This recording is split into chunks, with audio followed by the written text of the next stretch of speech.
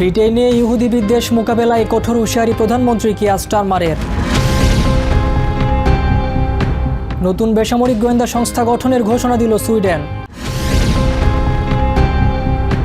অনাস্থা ভোটে রোমানিয়ার সরকারের পতন, গভীর রাজনৈতিক সংকটে দেশ। আটলান্টিক মহাসাগরে ক্রুজ শিপে হান্টা ভাইরাসের প্রাদুর্ভাব, দ্রুত সংক্রমণের হুঁশিয়ারি বিশ্ব স্বাস্থ্য সংস্থার। বিমানে উচ্চ মূল্যের ভাড়ার প্রভাবে ক্রোয়েশিয়ার পর্যটন শিল্পে উদ্বেগ। ইউরোপের হালনাগাদ ও বৈচিত্র্যময় খবরাখবর আপনাদের সামনে এক নজরে তুলে ধরছে আমি আব্দুল আল মামুন।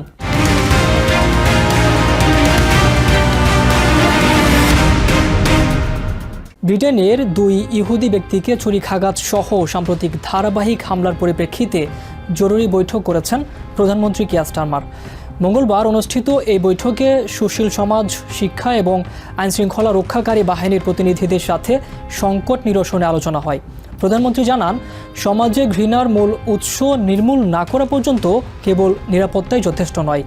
ইহুদি সম্প্রদায়ের সুরক্ষায় সরকার ইতিমধ্যে অতিরিক্ত 25 মিলিয়ন পাউন্ড বরাদ্দ দিয়েছে এবং জাতীয় সন্ত্রাসবাদ হুমকির মাত্রা বাড়িয়ে গুরুতর করা হয়েছে। 7 মের স্থানীয় নির্বাচনের আগে বিরোধী দল একে জাতীয় জরুরি অবস্থা বলে অভিহিত করেছে। বিভাজন সৃষ্টিকারী যে কোনো উস্কানির বিরুদ্ধে কঠোর ব্যবস্থার হুঁশিয়ারিও দিয়েছে Starmer. Islamist, far left, far right extremism all target Jewish communities. That is why this government has put in place the first coordinated national plan to strengthen cohesion and confront extremism in all of its forms. বর্তমান বৈশ্বিক নিরাপত্তার সংকটের প্রেক্ষাপটে নতুন একটি বেসামরিক বৈদেশিক গোয়েন্দা সংস্থা গঠনের আনুষ্ঠানিক প্রস্তাব পেশ করেছে সুইডেন। মঙ্গলবার পররাষ্ট্রমন্ত্রী মারিয়া মালমার স্টেনারগার্ড জানান, এটি গত কয়েক দশকের মধ্যে দেশটির গোয়েন্দা খাতের সবচেয়ে বড় সংস্কার। 2022 সালে রাশিয়া ইউক্রেন যুদ্ধের আগাম পূর্বাভাস দিতে সামরিক গোয়েন্দা সংস্থার ব্যর্থতার পর এই সিদ্ধান্ত নেওয়া হচ্ছে।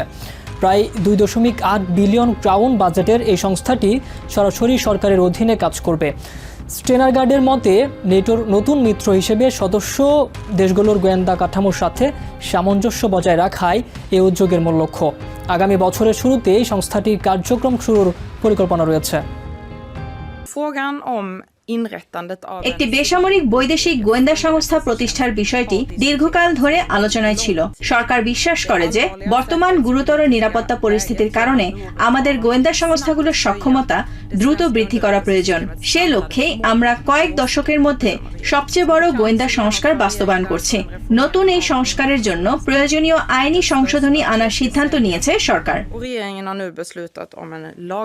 ইউরোপিয়ান ইউনিয়নের অন্যতম গুরুত্বপূর্ণ দেশ রোমানিয়ায় বড় ধরনের রাজনৈতিক নাটকীয়তা শুরু হয়েছে। মঙ্গলবার পার্লামেন্টে অনাস্থা ভোটে হেরে গিয়ে পতন হয়েছে প্রধানমন্ত্রী ইলি বোলোজানের নেতৃত্বাধীন সরকারের। মাত্র 10 মাস আগে ক্ষমতায় আসা এই জোট সরকারের বিদায়ে দেশটির অর্থনৈতিক স্থিতিশীলতা ও ইইউ থেকে পাওয়া বিশাল অঙ্কের পুনরুদ্ধার তহবিলের ভবিষ্যৎ এখন অনিশ্চিত। প্রধানমন্ত্রীর পদত্যাগের দাবিতে বিরোধী দল সোশ্যাল ডেমোক্র্যাটরা কট্টর ডানপন্থীদের সাথে হাত মেলানোই এই পরিস্থিতির সৃষ্টি হয়েছে। রোমানিয়ার পার্লামেন্ট ভবনে এখন গুরুতর অবস্থায় রাজনৈতিক টানাপোড়েন।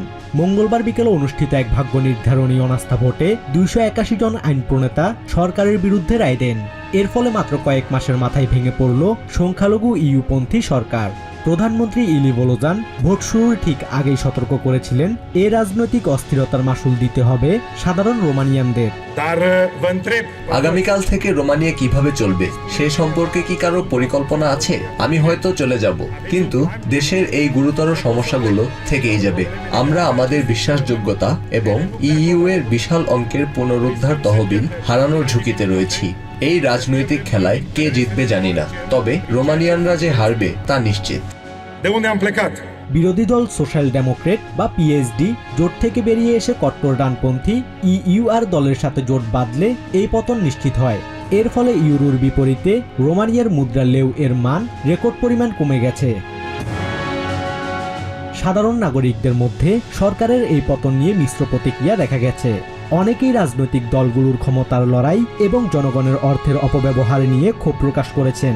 স্থিতিশীলতার অভাবে বাজেট ঘাটতি পূরণ এবং প্রয়োজনীয় সংস্কার কাজ থমকে যেতে পারে বলে আশঙ্কা করছেন সাধারণ মানুষ। রোমানিয়ার এই মুহূর্তে সবার আগে রাজনৈতিক স্থিতিশীলতা প্রয়োজন। সংকট আরো ঘনীভূত হচ্ছে। যদি এই অচলাবস্থা চলতে থাকে তবে ইইউ থেকে আসা বরাদ্দকৃত অর্থ আমরা হারাবো, যা দেশের জন্য বড় বিপদ ডেকে আনবে। নতুন প্রধানমন্ত্রী মনোনীত করতে এখন রাজনৈতিক দলগুলোর সাথে আলোচনা শুরু করবেন প্রেসিডেন্ট নিকোস ওয়ারদান। তবে 2028 সালের আগে সাধারণ নির্বাচন হওয়ার সম্ভাবনা কম থাকায় রোমানিয়া একটি দীর্ঘস্থায়ী রাজনৈতিক ও অর্থনৈতিক অস্থিরতার দিকে যাচ্ছে বলেই মনে করছেন বিশ্লেষকরা। Basudebnath, TVN24 news desk. Atlantic মহাসাগরে একটি ক্রুজ শিপে হান্টা ভাইরাস প্রাদুর্ভাবের ঘটনায় মানুষের মাঝে দ্রুত সংক্রমণের আশঙ্কা করেছে বিশ্ব স্বাস্থ্য সংস্থা। মঙ্গলবার সংস্থাটি জানিয়েছে হন্ডিয়াস নামের ওই জাহাজের দম্পতি বা একই কেবিনে থাকা ঘনিষ্ঠ ব্যক্তিদের মধ্যে এই ভাইরাস ছড়িয়ে পড়ার সম্ভাবনা রয়েছে। আক্রান্ত ব্যক্তির প্রাথমিক লক্ষণ হিসেবে প্রচণ্ড জ্বর ও তীব্র শরীর ব্যথার পাশাপাশি শ্বাসকষ্ট দেখা দিতে পারে। পরবর্তীতে ফুসফুসে পানি জমে যাওয়ার মতো মারাত্মক জটিলতা তৈরি হয়, যা সঠিক চিকিৎসার অভাবে প্রাণঘাতী হওয়ার আশঙ্কা থাকে। সাউথ আমেরিকার আন্দিজ ভাইরাসের প্রজাতিটি এই সংক্রমণের জন্য দায়ী হতে পারে বলে ধারণা করা হচ্ছে। জাহাজটিতে কোনো ইঁদুরের অস্তিত্ব না থাকায় আক্রান্তরা আগেই সংক্রমিত হয়েছিলেন বলে মনে করছেন বিশেষজ্ঞরা। বর্তমানে অসুস্থ যাত্রীদের সরিয়ে নিয়ে জাহাজটিকে ক্যানারি দ্বীপপুঞ্জের দিকে নেওয়া হয়েছে। সুরক্ষায় জাহাজের কর্মীদের পিপিই ব্যবহারের কঠোর নির্দেশনা জারি করা হয়েছে। We do believe that there may be some human-to-human transmission that's happening among the really close contacts, the husband and wife, people who've shared cabins, etc. ভ্রমণ পিপাসুদের কাছে অত্যন্ত জনপ্রিয় দেশ ক্রোয়েশিয়া।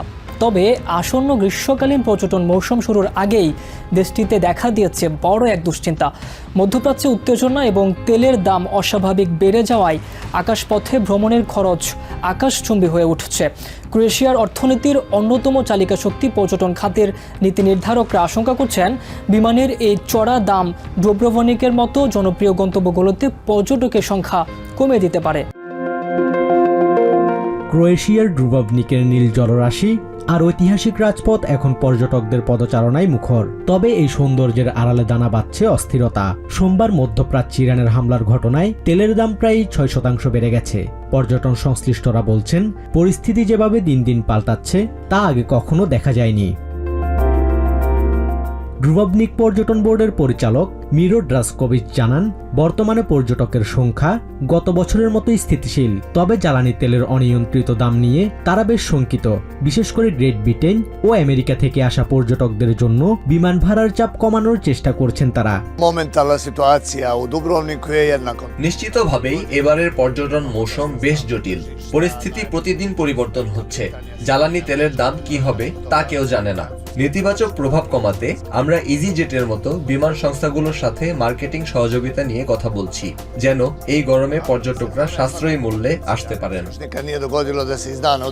পর্যটকদের মধ্যেও বিমান ভাড়ার অস্থিরতা নিয়ে কাজ করছে সংশয়। কানাডা থেকে আসা পর্যটক লুকাস ফিশার জানালেন, এবছর টিকিটের দামে ব্যাপক উত্থান পতন দেখছেন তিনি। So I'm be going back to the States this summer and flight prices are a lot more expensive. অন্যদিকে ডুব্রোভনিকের স্থানীয় বাড়িওয়ালারাও চিন্তিত, কারণ এখানকার প্রায় 90% পর্যটকই আকাশপথে ইউরোপের দেশগুলো থেকে আসেন। এখন পর্যন্ত আমাদের বুকিং পরিস্থিতি স্থিতিশীল, তবে তেলের দাম যদি নাটকীয়ভাবে বেড়ে যায় কিংবা ফ্লাইট বাতিল হতে শুরু করে, তবে ডুব্রোভনিকের মতো একটি বিমান নির্ভর পর্যটন কেন্দ্রের জন্য তা হবে ভয়াবহ এক বিপর্যয়। ক্রোয়েশিয়ার মোট জিডিপির প্রায় 1/5 আসে পর্যটন খাত থেকে। ফলে তেলের এই অগ্নিমূল্যের আঁচ যদি বিমান ভাড়ায় দীর্ঘস্থায়ী হয়, তবে দেশটির পুরো অর্থনীতির ওপরই তার নেতিবাচক প্রভাব পড়ার আশঙ্কা রয়েছে। Basudebnath, TVN24 news desk. এক নজরে ইউরোপের আরও নানা খবর পেতে চোখ রাখুন TVN24 নিউজ নেটওয়ার্কের ইউটিউব ও ফেসবুক পেজে। নিউ ইয়র্ক থেকে সম্প্রচারিত TVN24 টেলিভিশন বিশ্বজুড়ে বাঙালির কণ্ঠস্বর।